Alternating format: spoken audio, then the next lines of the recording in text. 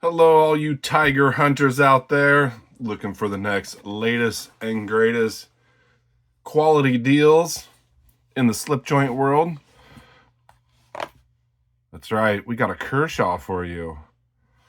Now, a while ago, I reviewed the Kershaw brandy wine in Redbone and D2, and of course, the Culpeper in the same, and that is my traveling knife. It was recently just at Pens and Pen Blades, and it's, I think, getting to the saw grunt today, which was 2 days ago. This is the Gadsden. Interesting name. They have very interesting names for these. I think the brandy wine is the easiest to remember. But the Gadsden, they've had it out before with the G10 covers and the 7CR blades, and I was, I'll pass.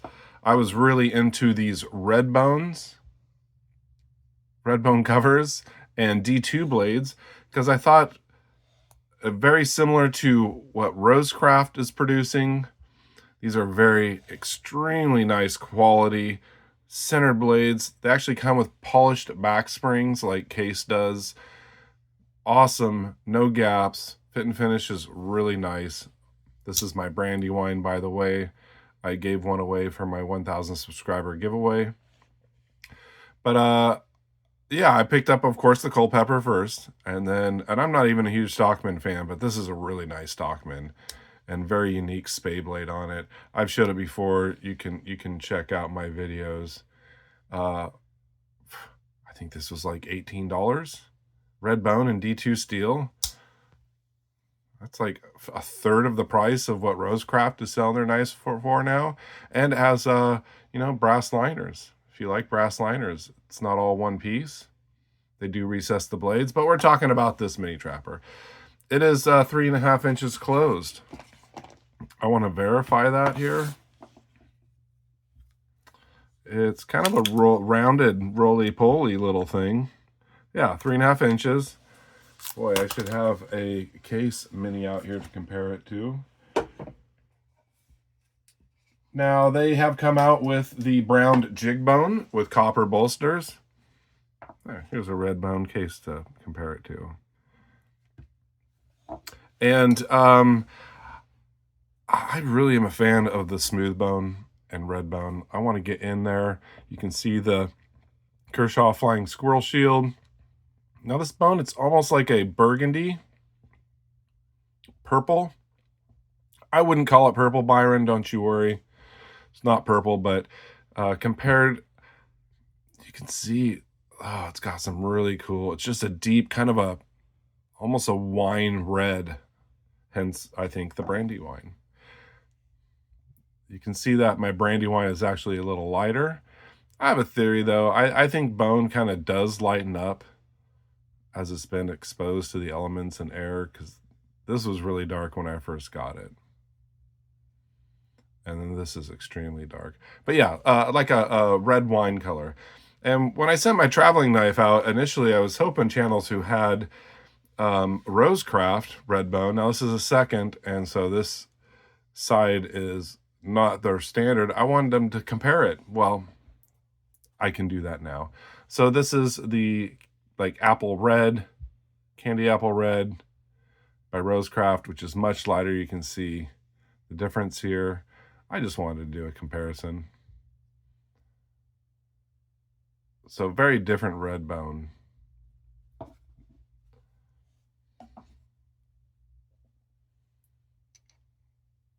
You can see, but a really nice high polish on these Kershaws. Let's check centering. Dead down the center. This was $16 and change from Chicago Knife Works. Look at the back spring on this. 0 gaps. Center blades, 0 gaps, $16.50. Case can't do that. Why? Because cost of labor in the United States. Look at this killer spay blade. Let's compare it to a Case spay blade. I love Case mini trappers, by the way, and I'm not knocking Case. I'll pay the premium to have an American-made knife. They do source their materials from offshore. Look at these. Look at the difference. This is a mean-looking spay blade. I like it. These Kershaws always come really sharp, and D2's no slouch of a steel. That's a great steel. I think I'd rather have D2 over True Sharp. Okay, now the clip point blade. This pull is like a that's 7.5, possible 8, which is interesting because my Culpeper and then my Brandywine, probably a kind of a lighter pull, like I'd say a 5, a nice easy. Man, this mini trapper, listen to the snap, no half stops.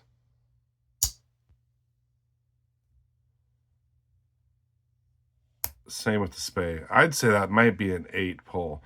Not quite as strong as an Arthur Wright and Son, but I am always really impressed with these knives. Like, if you watch the old videos of the Brandywine and the Culpeper, I was just, through the roof, to the moon. I could not believe the quality. The nice red bone, the good blade steel, the centered blades, the no gapping, all for under 20 bucks. Well, the Culpeper was 25. Brandywine, I think this was 18 something, maybe 20 bucks. Depends on where you get it. This was $16 and change. Most of you know I am a case guy. I love my case minis. Probably one of my favorite patterns by him. Half stops. Very unique mini blade shape. I just wanted to try something new, and I almost was not going to get this because I have so many mini trappers. And I really like them. They're good. To me, they're a good 5th pocket dropper. Here's a Rough Rider mini trapper with swedging. T10, got some teeners there. You can see this spay blade, totally different. Yeah, so I really have been spending my coin on case and buck knives. That this was always in the back of my head, but they only have the Gadsden, the Brandywine, and the Culpeper in their traditional lineup. So I figured I'd get one of each. And I am really glad I did. Is it my new favorite mini trapper? It's my new favorite Chinese mini trapper. I'll always love case. This is thinner though. I can see it in the handle, feel it in the handle. Remember how I said it's this one? Oh man, the snap and pull was a little bit roly-poly. Look at how the handle's more rounded. Kind of like but it's gonna make for a thicker knife. Doesn't look that much thicker.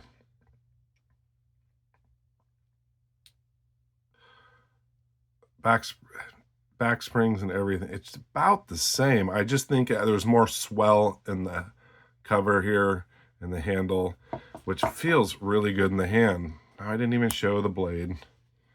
We got Kershaw on this side. There's the model number 4381 RB for Redbone. Well, it looks like we got either some red oil or red dye. That's probably just red oil. We got a little small China engraving there, and we got that's the Kershaw symbol and D2. Look at the blade grind. Always come really nice and pointy. They are just really a good option.